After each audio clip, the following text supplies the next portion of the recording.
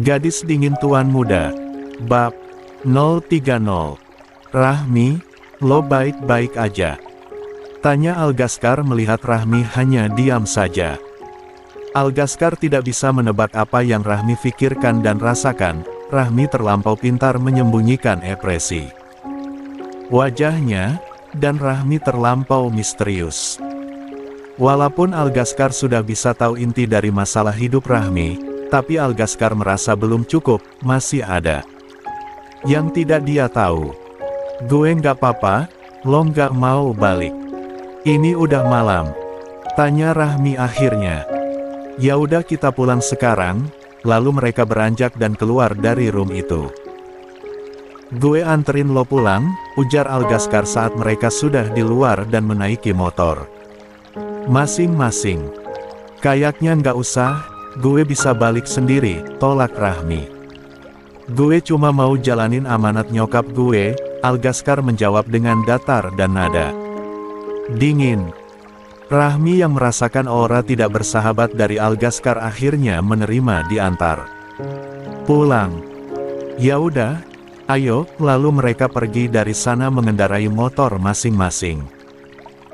Tanpa mereka sadari ada seseorang yang melihat interaksi keduanya, mulai dari keluar dari restoran sampai mereka pergi. Gue ikutin aja deh, biar gue tahu si Rahmi tinggal di mana sekarang, ujar orang itu, lalu mengikuti motor Rahmi dan Algaskar dari jarak yang cukup jauh agar tidak disadari oleh Rahmi dan Algaskar. Jalanan yang cukup padat membuat dia tidak dicurigai, dan orang itu tetap menjaga jarak dengan berkendara layaknya pengendara lainnya.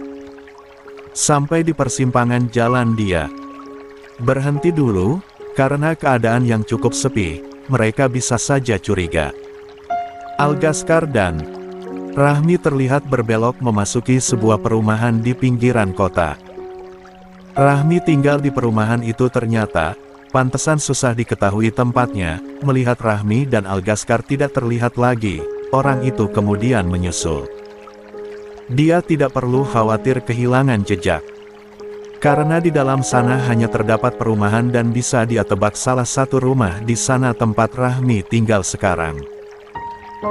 Dia melajukan kendaraannya dengan pelan, tidak jauh dari sana dia bisa melihat Rahmi dan Algaskar memasuki salah satu halaman rumah yang terlihat sama dengan rumah yang lain.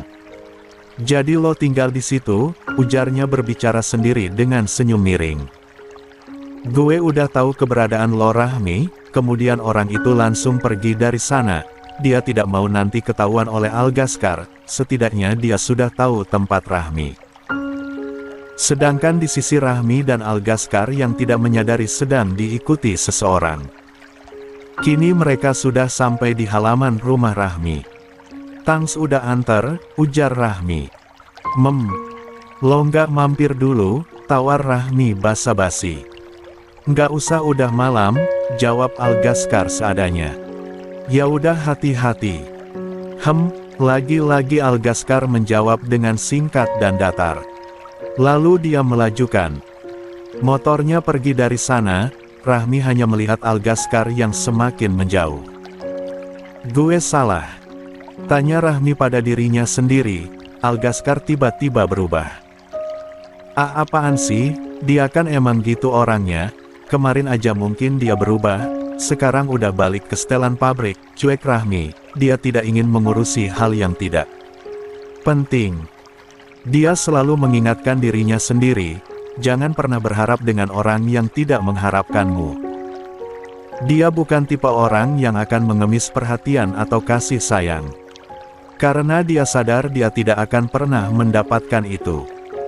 Mending gue masuk, udah dingin di luar. Lalu Rahmi berbalik dan masuk. Setelah mengunci pintu dia masuk kamar untuk mandi. Setelah mandi Rahmi duduk di depan TV, menghidupkan tapi tidak nonton. Dia sibuk dengan pikirannya sendiri. Gue nggak sabar ketemu sama Bunda besok, Rahmi untuk pertama kalinya tersenyum manis. Sayangnya tidak ada yang bisa melihat senyuman yang pertama kali muncul itu. Agak berlebihan memang, tapi jika dipikir dari jalan hidup Rahmi sejak lahir, akankah ada alasan selama ini dia tersenyum? Tidak. Dan untuk sekarang alasan itu ada, walaupun memang untuk sesuatu yang sudah tidak ada lagi di dunia ini, tapi jika dipikir untuk pertama kalinya bertemu dengan sosok yang melahirkannya, walaupun dalam keadaan tidak bernyawa, bukankah itu tetap bisa membuat bahagia? Untuk apa gue mengharapkan yang hidup jika tetap tidak bisa mengharapkan kasih sayang, lirih Rahmi. Sedangkan yang tidak bernyawa bisa membuat Rahmi tersenyum, lalu kenapa yang hidup membuat dia tidak tahu apa itu arti sebuah senyuman? Tidak ingin larut dengan sesuatu yang bisa saja membuat dia lemah, Rahmi memutuskan untuk tidur. Mending gue tidur. Lalu Rahmi beranjak masuk ke kamar setelah mematikan televisi. Di sisi lain orang mengikuti Rahmi tadi kini telah sampai di depan rumahnya. Setelah turun dari kendaraan dia langsung berlari masuk ke dalam rumah. Dia langsung menuju ke ruang keluarga tempat seseorang yang dia cari. "Mah," panggilnya pada wanita parubaya yang sedang duduk di sebuah sofa dengan menonton sebuah siaran di televisi. Wanita parubaya itu berbalik saat mendengar seseorang memanggilnya. "Ada apa?" tanyanya. "Aku tahu di mana Rahmi tinggal saat ini," cetus orang tersebut, membuat wanita paru baya yang semula tidak terlalu peduli langsung menoleh kembali dari apa yang dia tonton. "Sedari tadi, kamu serius? Dari mana kamu tahu?" tanya wanita parubaya yang berpenampilan glamor itu. "Tadi saat di restoran aku lihat dia dengan Algaskar, aku dengar percakapan mereka. Algaskar mau anterin Rahmi pulang, ya udah aku ikutin dan akhirnya aku tahu dia tinggal di mana," jelas orang itu dengan tersenyum. "Bagus. Kamu memang cerdas. Lalu di mana Rahmi sekarang tinggal?" tanya wanita itu. Lagi, dia tinggal di sebuah perumahan yang terletak di pinggiran kota, jawab orang itu. "Pantas saja kita tidak bisa mengetahui tempat tinggalnya, dia ternyata cukup pintar untuk bersembunyi," ujar wanita itu sinis. "Tapi sekarang, dia tidak akan bisa lari, jadi apa yang akan Mama lakukan?" tanya orang itu lagi. "Mama akan cari cara dulu buat tangkap anak itu, dan kamu bersikaplah seolah-olah tidak tahu apa-apa, jangan sampai dia pergi lagi," jawab wanita itu. "Mama nggak mau suruh orang buat pantau sekitaran rumah Rahmi," saran orang itu. "Tidak. Mungkin hanya sesekali saja untuk memastikan agar dia tidak pergi lagi." "Ya sudah, aku ke kamar dulu mau tidur," pamit orang itu lalu pergi dari sana menuju kamarnya. "Iya," jawab wanita parubaya itu, lalu dia juga beranjak dari sana untuk tidur juga.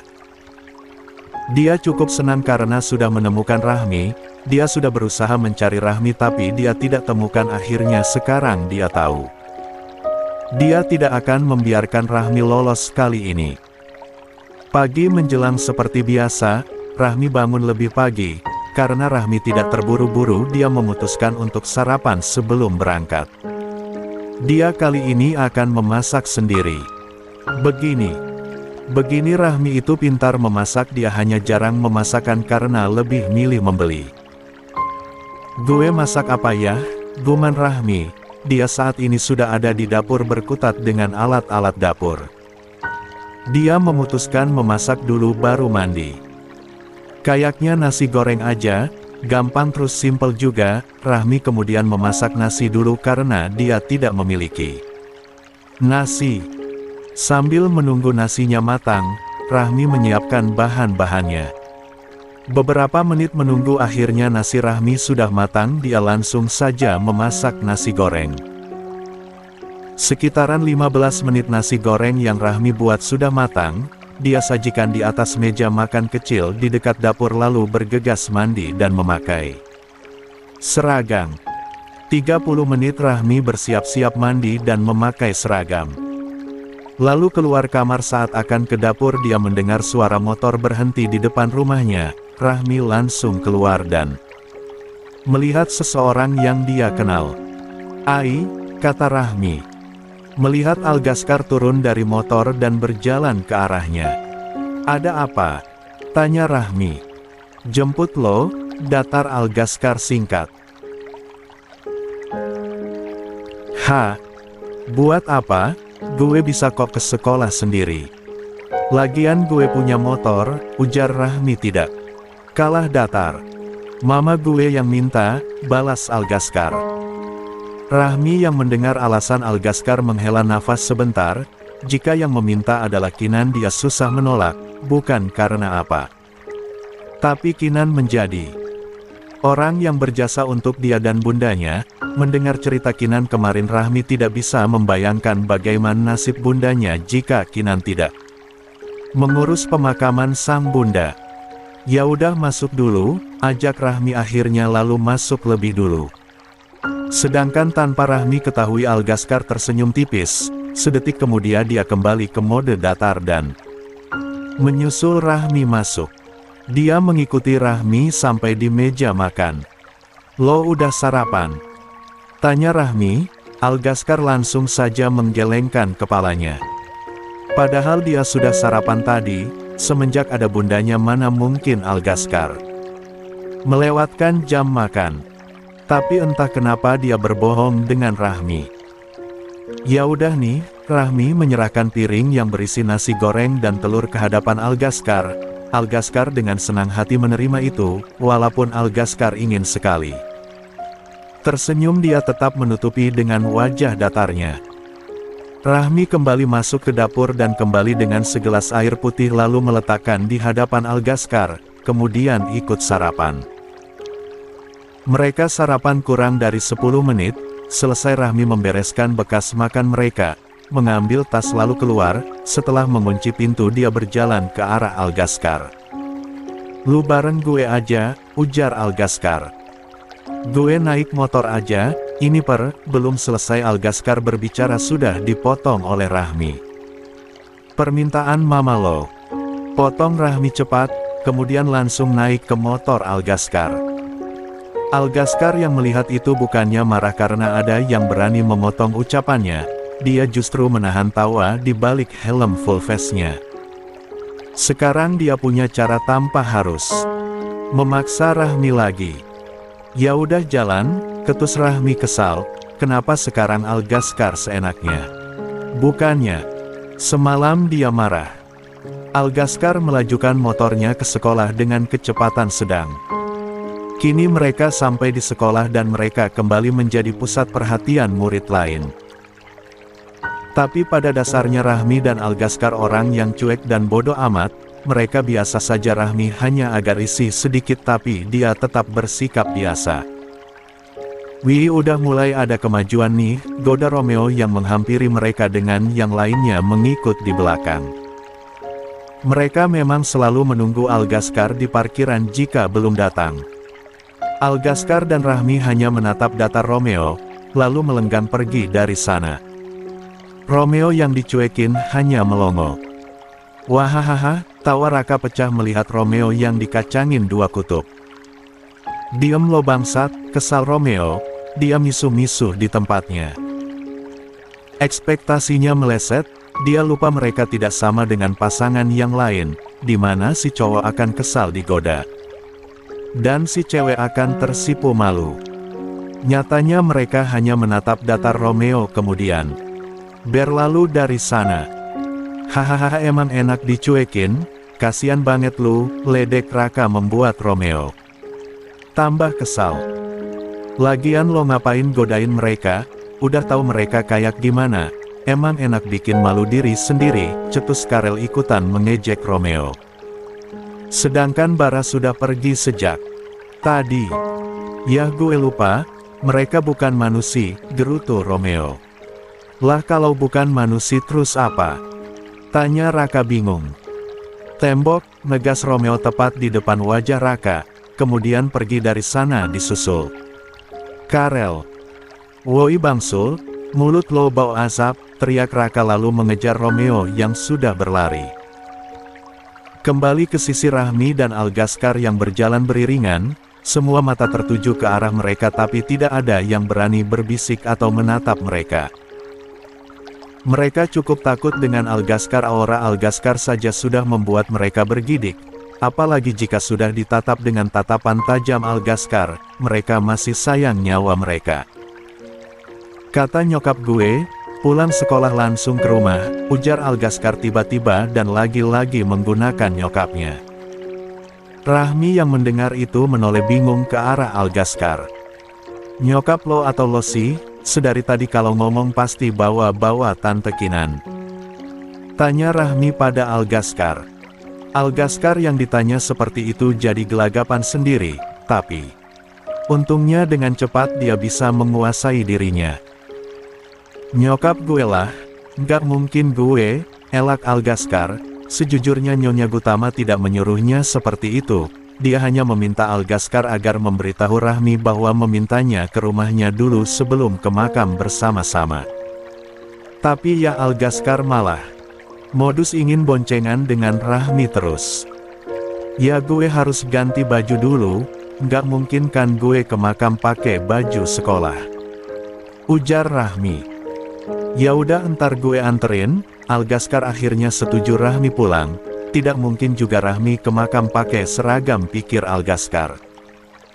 Mereka masuk ke dalam kelas, semua murid di kelas menatap diam mereka, yang tadinya ribut jadi hening. Sampai tiba-tiba Romeo dan Raka masuk. Kenapa nih kok sunyi? Kayak kuburan aja, celetuk Romeo masuk kelas. Pada sariawan kali, balas Raka. Diam. Dingin bara mereka langsung diam. Tak lama guru masuk dan pelajaran dimulai. Skip pulang sekolah. Kini mereka semua ada di parkiran bersiap untuk pulang, termasuk Rahmi yang diseret oleh Algaskar agar pulang bersama. Gue bisa pulang sendiri, lagian gue ke rumah dulu ganti baju, ujar Rahmi bersikeras. Ingin pulang sendiri, tapi yang namanya Algaskar yang tidak menerima penolakan, mana bisa dikasih tahu. Gue anterin lo balik, lagian kok kesini sama gue jadi pulang juga sama gue.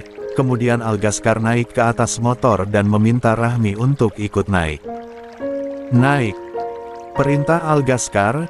Rahmi hanya mendengus kesal, Algaskar ini pemaksa.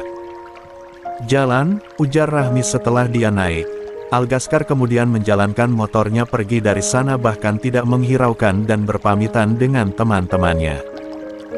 Lah itu si bos kenapa?